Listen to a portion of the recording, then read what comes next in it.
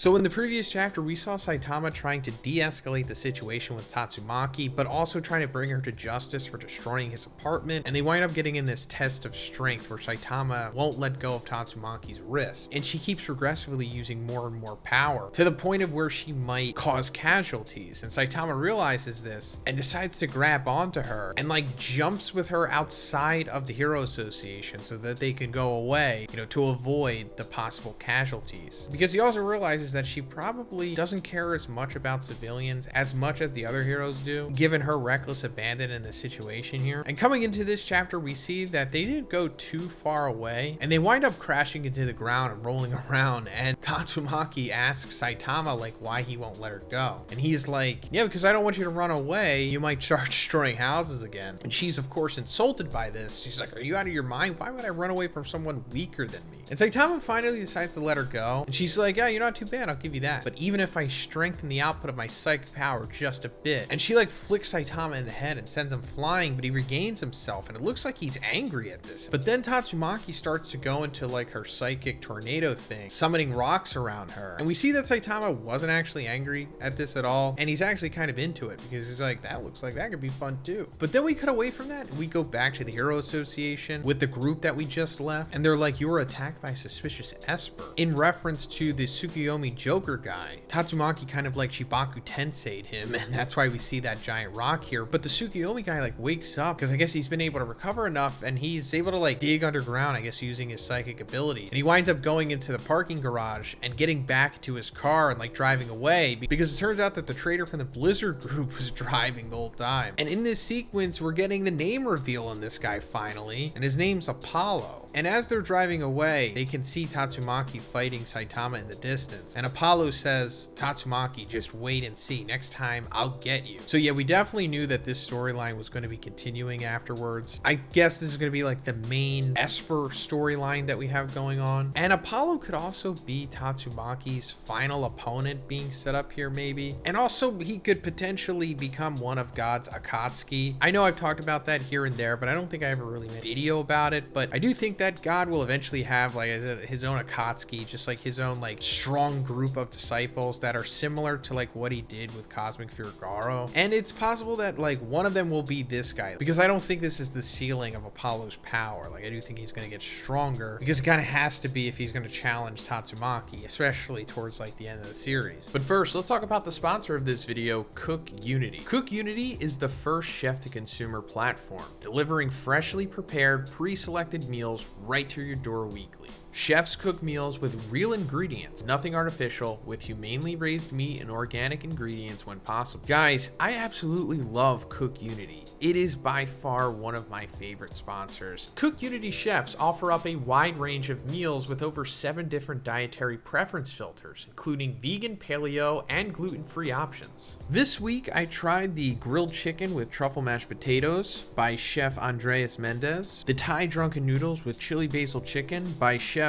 Pimnapat Chencharoen, and the Japanese-style crispy chicken katsu by Chef Chase Evans. The chicken was cooked perfectly, and the truffle mashed potatoes were incredible. The Thai drunken noodles had a great texture to them, and this dish overall was super flavorful, and the chicken katsu was cooked perfectly, super crispy on the outside, super juicy on the inside. So guys, if you're interested in signing up for Cook Unity, check out the link in the description, or you can go to cookunity.com/Zhoniin and make sure you use my code ZHONIN50 at checkout, because that way you're going to get 50% off of your first order of Cook Unity meals. That is an incredible deal, so make sure you get it while you can. Thanks, guys. But Tatsumaki continues to fight against Saitama, and she's like firing off all these rocks against him, but we knew that this wouldn't really do anything, and he's like bored by this because this is also nothing new to him. He's dealt with this many times before. But we're also seeing that the Hero Association is very aware of what's going on here, because they're like, we've detected abnormal vibrations on site 2 kilometers northwest,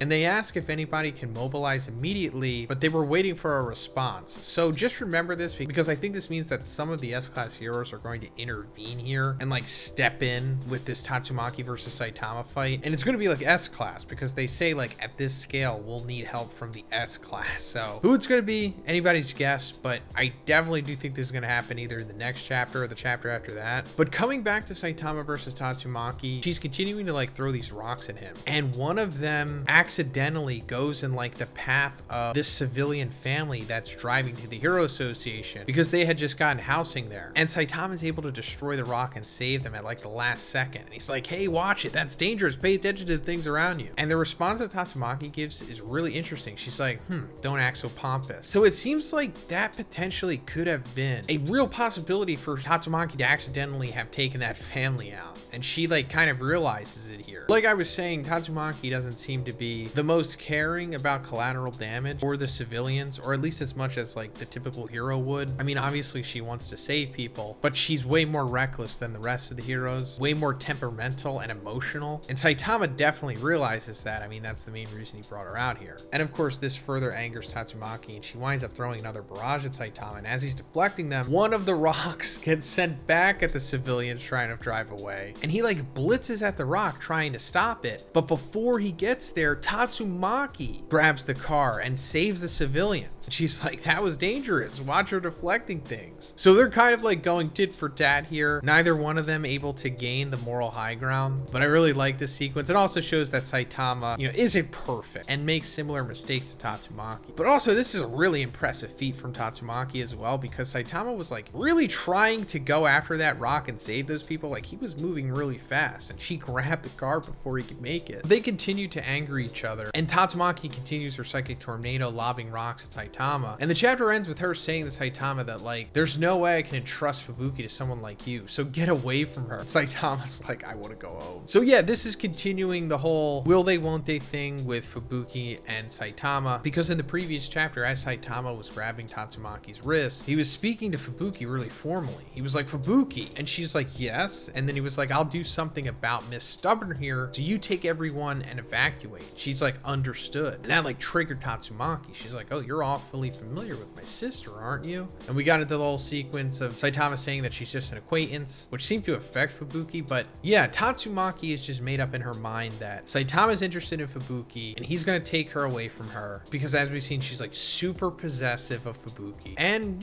kind of crazy. So this is the only thing that Tatsumaki even really cares about in this sequence, is just his possible interest in Fubuki. But yeah, this fight will definitely continue in the next chapter, and I think at that point we're gonna see some truly insane feats. Like this is kind of just a warm-up right now. We haven't really seen anything too crazy, but I think that's reserved for like the next 2 chapters. So look out for that, and also let me know what you thought about this chapter in the comments. And if you liked the video, guys, please give it a like and please subscribe if you haven't already. Have a great day, and I'll see you in the next one.